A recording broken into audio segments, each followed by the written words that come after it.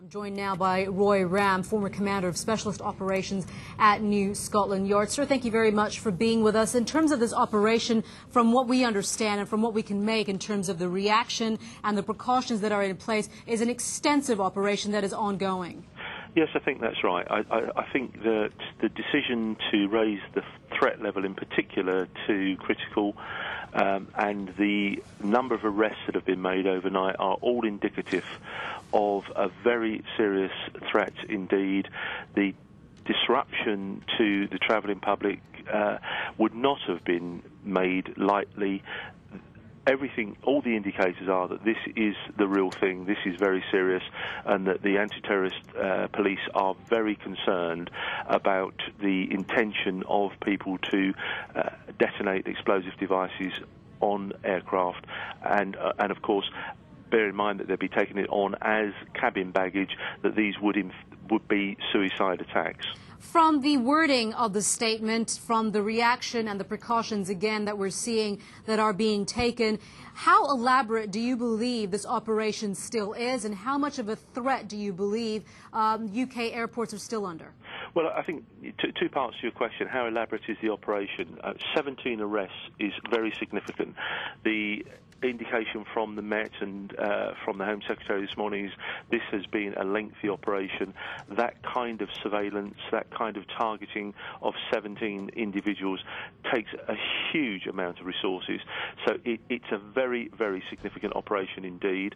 The fact that the threat level has still been raised even after the conclusion of that operation says to me that it is continuing, that there is more to be done, that they have not, for want of a better description, diffused the incident completely, and that there are still very real concerns out there for the travelling public. The measures that are being put in place are about as tight as you can get.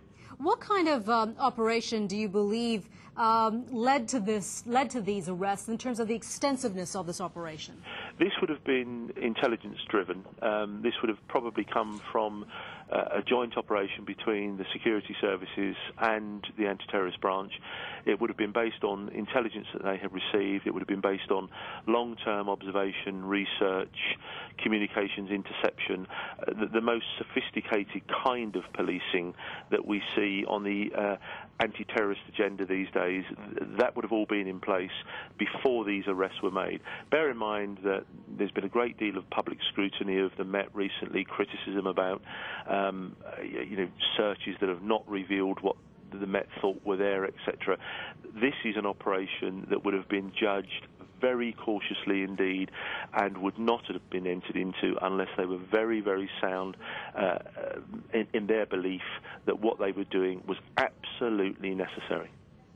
All right, Roy Ram there, thank you so much, former Commander of Special Operations at New Scotland Yard. We appreciate your analysis. If you are affected by the travel delays or the security measures, we would like to hear from you. Do send us your photos and, of course, videos and emails to ireport@cnn.com. Once again, just a quick wrap of what's happening right now. The New Scotland Yard, the headquarters at Metropolitan Police in the UK, say a major terrorist plot to allegedly blow up aircraft in mid-flight, specifically targeting flights from the UK to the US, has been disrupted in a joint pre-planned intelligence operation led by the Metropolitan Police's anti-terrorist branch and security services. Up to about 17 people have been arrested. The threat level to the United Kingdom is at its highest level, at critical.